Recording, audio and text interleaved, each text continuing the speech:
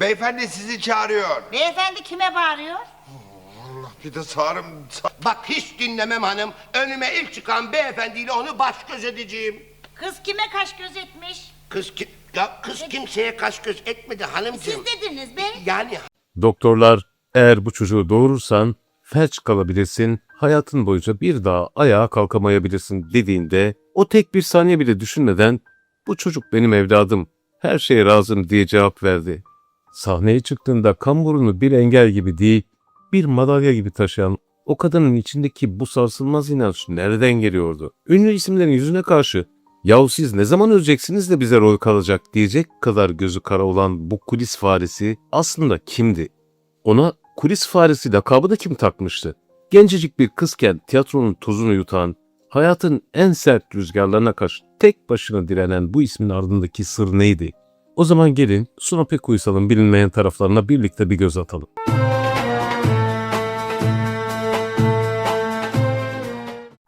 Suna Pek Uysal 24 Ekim 1933 tarihinde İstanbul'da gözlerini dünyaya açtı. Ailesi ona Adile Suna Belener adını verdi. Daha 7 aylık bir bebekken babası İlhami Bey'i kaybettiğinde kaderin ona hazırladığı o zorlu yolun ilk adımını atmıştı. Babası Harbiye'de okurken bir attan düşmüş, yanlış kaynayan kalçası yüzünden daha 20'li yaşlarında yatağa mahkum olmuştu. Kaynaklara göre babası bu engelli hayatı kabullenmediği için hayata küsmüş ve kızını doya doya kucağına alamadan 24 yaşında bu dünyadan göçüp gitmişti. İstanbul Belediye Konservatuvarı'nda şan ve bale eğitimi alan Suna aslında her boş anını Cağaloğlu Halk Evi'nde dekorların arasında geçiriyordu. Annesi Hadiye Hanım orada amatör olarak sahneye çıkarken küçük Suna da kulislerde kendi hayallerini büyütüyordu. Peki küçük bir kızın tiyatro kulislerinde nasıl bir efsaneye dönüştüğünü merak ediyor musunuz? O zaman izlemeye devam edin. 1949 yılında henüz 14 yaşındayken Artist Aranıyor oyunuyla ilk kez izleyici karşısına çıktı ve o andan itibaren sahne onun evi oldu. Tiyatronun en disiplinli isimlerinden Muhsin Ertuğrul, onu sürekli gizli gizli provaları izlerken yakaladığı için adını kulis faresi koymuştu. İkazlara, uyarılara rağmen Suna Pek Uysal yerinde durur mu hiç? Bir gün fark edilmemek için perdeye sarılmış, perde açılınca kendini sahnenin tam ortasında buluvermişti. Haldun Dormen onun bitmek bilmeyen enerjisi ve sabırsızlığına bakıp ona prova cadısı derken, kulislerdeki bitmek bilmeyen şakaları yüzünden adı ölü yıkayıcıya çıkmıştı. Şimdi şöyle bir an hayal edin. Karşınızda Türk tiyatrosunun en ünlü isimlerinden Cahide Sonku, Bediye Muvahhid ve Şaziye Moral oturuyor. Sizse daha yolun çok başındasınız. Onların yanına gidip "Ne zaman öleceksiniz de bir rol oynayacağız?" diye sorma cesaretini gösterebilir miydiniz? Bu sözler kuliste şok etkisi yaratsa da usta oyuncular bu minik kızın dürüstlüğüne ve cesaretine hayran kalmışlardı. Acaba bu deli dolu hallerin altında neler yatıyordu? Siz de bu sarsılmaz iradenin ve sanat aşkının hikayesine ortak olmak için kanalımıza abone olup bu yolculuğa bizimle devam edebilirsiniz. Suna Pek Uysal'ın hayatındaki en büyük dönüm noktası hem aşkı hem de büyük trajedisini getiren 1963 yılı oldu.